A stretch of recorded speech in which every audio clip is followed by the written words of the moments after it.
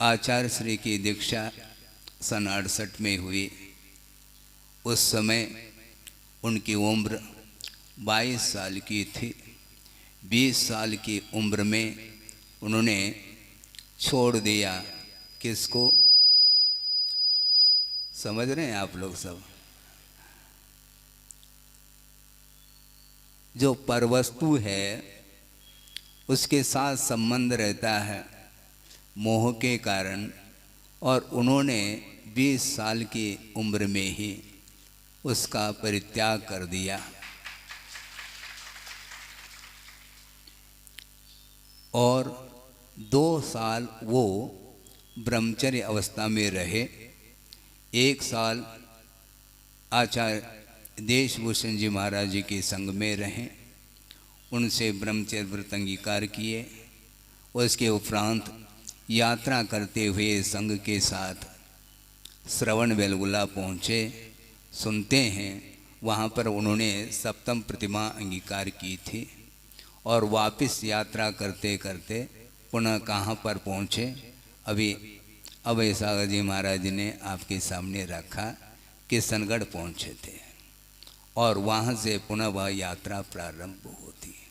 मात्र 11 महीने पूज्य ज्ञान सागर जी के साथ रहे, और जैनेश्वरी दीक्षा उन्होंने अंगीकार की है।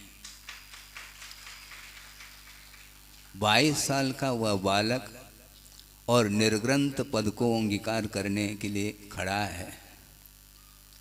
बहुत आश्चर्य होता है।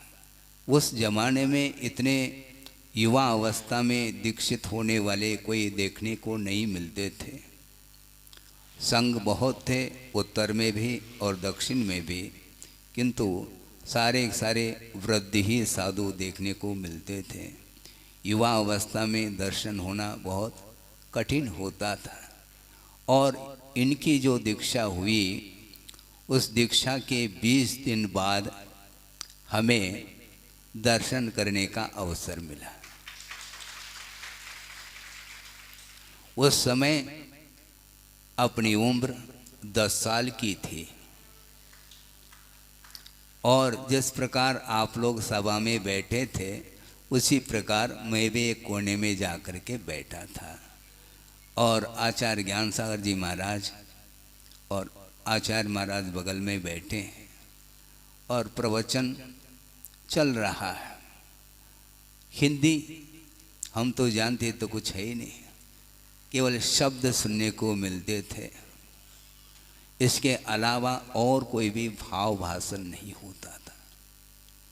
वस्तुतः देखा जाए, ज्ञान का विकास धीरे धीरे होता है, और फिर बाद में जाकर के वह विराट रूप ले लेता है। आपने पढ़ा होगा छड़ाला आदिक में कि एक इंद्रिय पर्याय में ज्ञान की क्या परिणति होती है। जगन्य रूप से ज्ञान का परिणाम चलता है, उसके उपरांत धीरे धीरे दुर्लभताओं को पार करते करते करते जब संगी पर्याय को प्राप्त कर लेता है, तो ज्ञान का विकास देखने को मिलता है। वस्तुतः ज्ञान किसको बोलते हैं, इसको समझना बहुत कठिन हो चुका है, क्योंकि ज्ञान का अर्थ शब्दात्मक नहीं है। शब्द के माध्यम से अर्थ तक जो गति होती है, और अर्थ तक गति होने के उपरांत जो भावभाषण होता है, उसको वस्तुतः ज्ञान माना है।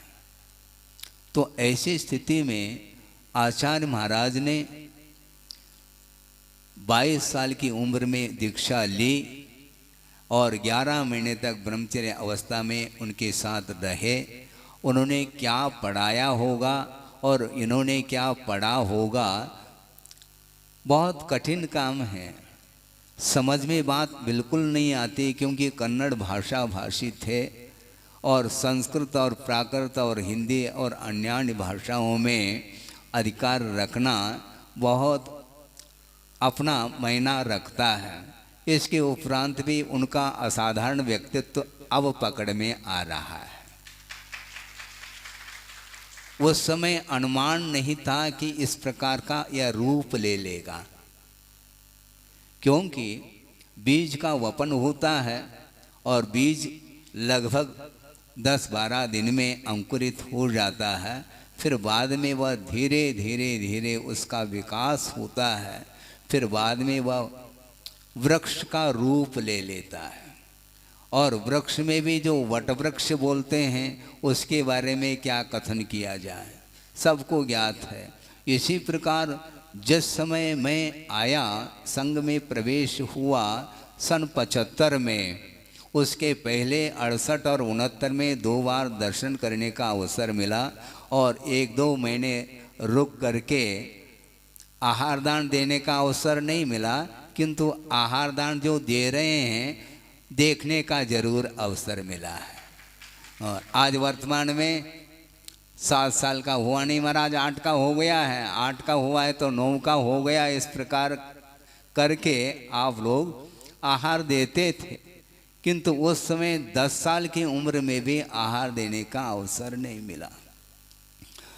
जहाँ पर आचार्य महाराज रहते थे दक्षिण में, वहाँ पर एक संघ आया था, सुबल सागर जी महाराज आचार्य कल्प थे वो, उनका भी बड़ा संघ था और चातुर्मास हुआ और पूरे चातुर्मास में आहार का दर्शन भर मिला, आहार देने का अवसर नहीं मिला, क्योंकि अल्प उम्र में सारे गुण प्रकट नहीं हो पाते हैं, बाल्य अवस्था में वो गुण नहीं हो पाते हैं। इसलिए सावधानी पूर्वक आहार देने की विधि वो जान नहीं पाता, इसलिए जो प्रौढ़ होते हैं घर के मेंबर वही देते। तो इस प्रकार वो 68 और 69 में अजमेर में आकर के दर्शन किए, 1-2 महीने रुकने का भी अवसर मिला और उसके बाद सन 75 में मैं आया। आप सोचिए, सन 75 में आया महावीर जी में और वहीं पर वस्त्र परिवर्तित हुए और ब्रह्मचर्य व्रत भी वहीं पर प्राप्त हुआ और धीरे धीरे संघ में शामिल हो गए। अब बोलने की कोई आवश्यकता नहीं है, लेकिन एक विषय, एक प्रसंग आपके सामने रख रहा हूँ कि वस्त्र परिवर्तन हुआ और ब्रह्मचर्य व्रत अंगीकार किए। उसके बाद फिर उन्होंने पढ़ाना प्रारंभ किया। उसके पहले लगभग 1 महीने तक महावीर जी में रहे, सभा में बैठे रहे, दर्शन किए, सब हुआ, अलग से कोई भी वार्तालाप संभव नहीं। और जो ही उन्होंने व्रत दिया, फिर बाद में योग सागर जी और भी पुराने जो 1-2 ब्रह्मचारी थे उनके साथ बिठा करके प्रारंभ कर दिया। मंगलाचरण के रूप में पंचास्तिकाय का मंगलाचरण उन्होंने कराया। बोलो, और बोलो कहने से 1 बार 2 बार 3 बार 10 बार उन्होंने दोहराया है उस मंगलाचरण को। इसके उपरांत भी सही उच्चारण नहीं हो पाता, तो वो कहते हैं सही बोलो। हमने मन में सोचा सही क्या गलत क्या, ये दोनों हमें ज्ञात ही नहीं, तो क्या बोलेंगे अब। लेकिन फिर भी धीरे धीरे प्रयास करते करते गाड़ी धीरे धीरे लाइन पर आने लगी। इसके उपरांत भी लगभग 2-3 साल तक भाषा से अनभिज्ञ रहे, कौन क्या बोल रहा है समझना कठिन, और धीरे धीरे समझ में भी बात आने लगी तो बोलना कठिन। इस प्रकार 2-3 साल बिना मौन के ही हमारा काम चल गया। इसके बाद हमने सोचा अब धीरे धीरे होगा, क्योंकि अंकुरित हो रहा है, धीरे धीरे पौधा बढ़ने में तो समय लगेगा ही। तो अर्थ ये है कि विकास जो होता है आत्मा का वह एक साथ नहीं होता।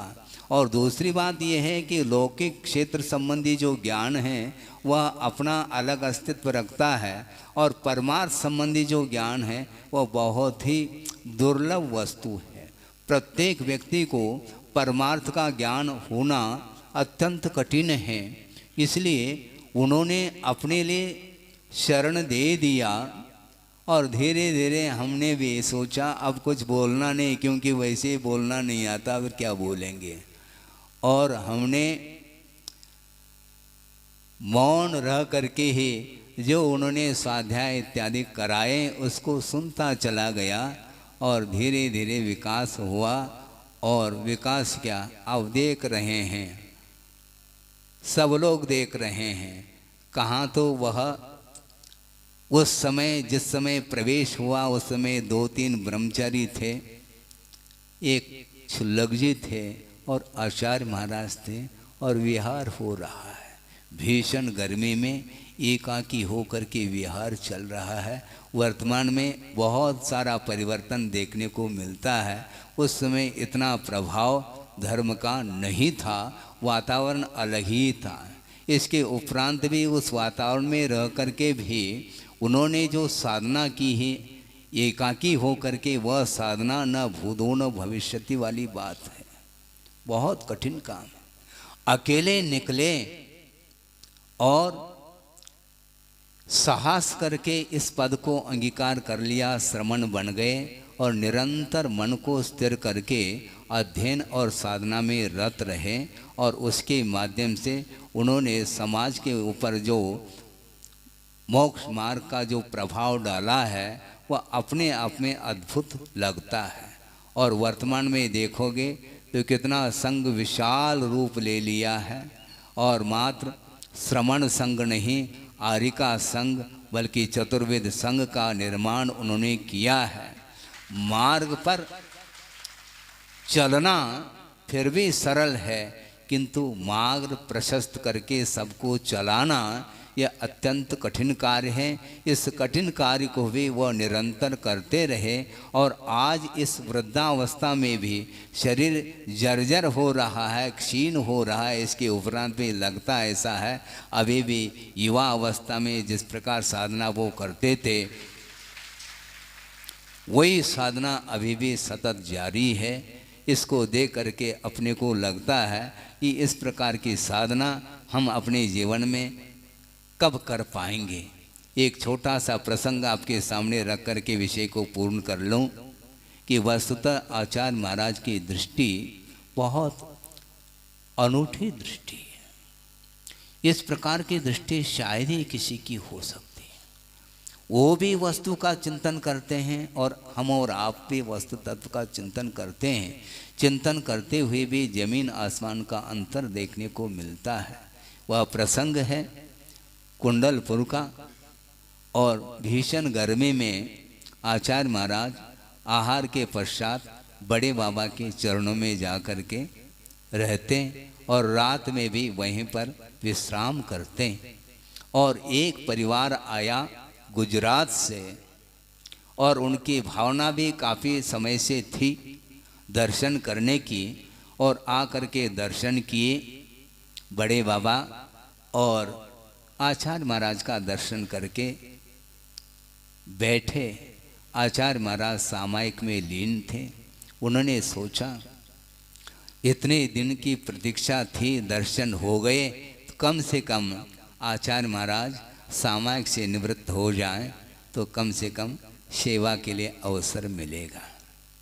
और जो ही सामायिक से निवृत्त हुए तो उनके चरणों में जाकर के उन्होंने कहा कि महाराज हम बहुत दूर से आए हैं, गुजरात से आए हैं और बहुत उत्कंठा है, अभिलाषा है कि आपके चरणों की हम कुछ सेवा कर लें, वही आवृत्ति कर लें। तो आचार्य महाराज ने कहा संकेत समझते हैं आप लोग, कोई आवश्यकता नहीं है। नहीं महाराज आपको तो कोई आवश्यकता क्या है, आपके लिए कोई आवश्यकता तो है ही नहीं, लेकिन आपकी सेवा से आपकी वैयावृत्ति आदि के माध्यम से अपने परिणामों में जो निर्मलता आती है उसको हम चाहते हैं। परिणामों को उज्जवल करने की दृष्टि से ही हम आपकी वैयावृत्ति करना चाहते हैं। 2-3 बार 4 बार आग्रह करने के उपरांत आचार्य महाराज ने भी सोचा कोई बाधा नहीं। अब धीरे से उन्होंने जेब में से एक शीशी निकाली। गर्मी का दिन था, मौसम लू लपट चारों ओर से, और उस समय उन्होंने कुछ शीतल तेल का प्रयोग करना चाहा। उसके लिए बिल्कुल उन्होंने कहा इनकार कर दिया इशारे के माध्यम से। इसके उपरांत भी वो माने नहीं माने तो अब क्या कर सकते हैं। तत्व चिंतन करो जिसमें सार है, उनको अपना काम करने दो, हम अपना काम करते हैं। तो इस प्रकार हुआ और वो तेल आदि के माध्यम से वैयावृत्ति करके वो निकल गए, किंतु निरंतर उनकी चिंतन की धारा चलती रही। और दूसरे दिन उन्होंने चिंतन के माध्यम से 2 पंक्ति सामने रखी, वह अपने आप में प्रासंगिक है। वो ये है कि मति मति मम नासिका, मति मति मम नासिका, ध्रुव गुण की उपासिका, न सुगंध दुर्गंध से प्रभावित है गंध से। अब सोचो कितनी गहराई है, कितना चिंतन गहरा इसमें समाहित है। सोचो, मति मति मम नासिका, मति अर्थात बुद्धि, बुद्धि के लिए संबोधित कर रहे हैं। हे मति मति, मम नासिका, मेरी ये नासिका ध्रुव गुण की उपासिका, गुण की उपासना कर रही है यह नासिका। इसको न सुगंध से कोई प्रयोजन है न दुर्गंध से। सुगंध और दुर्गंध से यह नासिका प्रभावित नहीं, किंतु गंध गुण से प्रभावित है। इस प्रकार उस समय की ये पंक्ति आपके सामने रखी। काफ़ी समय हो चुका है, उस समय शायद कुंडलपुर में 92 के पहले भी हो सकता है, कुछ भी हो, सन से कोई प्रयोजन नहीं, किंतु समय काफ़ी गुजर चुका। उस समय इस प्रकार की मौलिक चिंतन वो करते थे और गाथाओं के माध्यम से, दोहा आदि के माध्यम से हम लोगों को समझाने का प्रयास करते थे। अर्थ ये है कि तत्व चिंतन के माध्यम से आत्मा का विकास होता है और पर पदार्थों की ओर जो दृष्टि जाती है वह समेट करके आत्मचिंतन करने के लिए अवसर मिलता है। इस प्रकार गुरुदेव ने अपने दीर्घ समय में 55 साल में जो उन्होंने साधना ज्ञान की भी की और आस्था में भी विकास किया और साथ साथ चारित्र को जो उज्जवल बनाया है, वो चारित्र आज वर्तमान में आचार्य महाराज कहाँ पर बैठे हैं? हाँ, डोंगरगढ़ चंद्रगिरी पर विराजमान हैं, किंतु उनकी चारित्र की सुगंधी पूरे विश्व में फैली हुई है। क्षेत्र की अपेक्षा से दूरी है, किंतु भावों की अपेक्षा से कोई दूरी नहीं है। जहाँ पर भी हम वो बैठे कोई बाधा नहीं, हम कहीं भी विश्व के कोने में रहें कोई बाधा नहीं, किंतु तव पादो मम हृदये, मम हृदयम तव पदद्वये लीनम, तिष्ठतु तावत यावन निर्वाण संप्राप्ति। हे भगवान, हे गुरुदेव, आप कहीं भी रहें, किंतु आपके चरण हमारे हृदय में रहें और हमारा हृदय आपके चरणों में।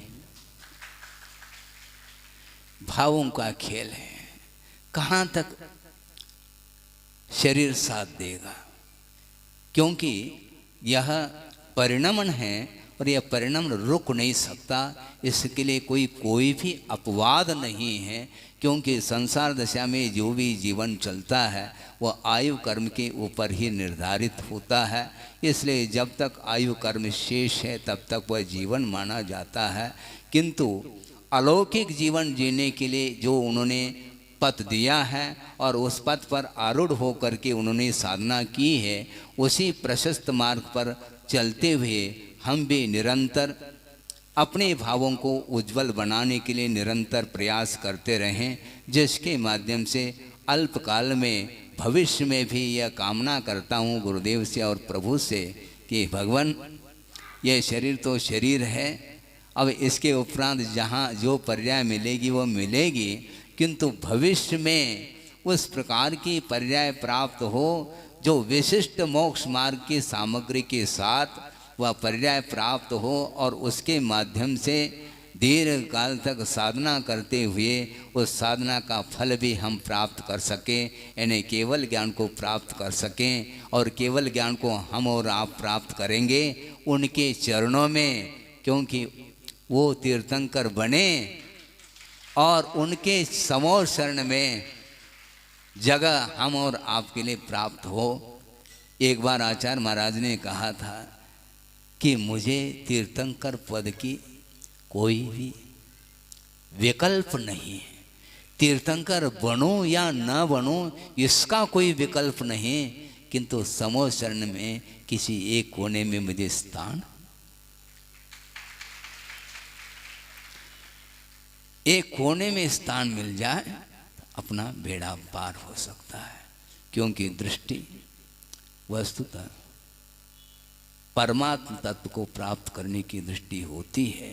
तो बीच में जो भी पुण्य के अर्जन से अनेक प्रकार के पदाधिक मिलते हैं, गणधर पद भी एक पद होता है और तीर्थंकर पद भी होता है, चक्रवर्तित्व रूप पद होता है, इंद्रादिक पद होते हैं, जो विशेष रूप से साथ से पुण्य के अर्जन के फलस्वरूप वह वैभव प्राप्त होता है।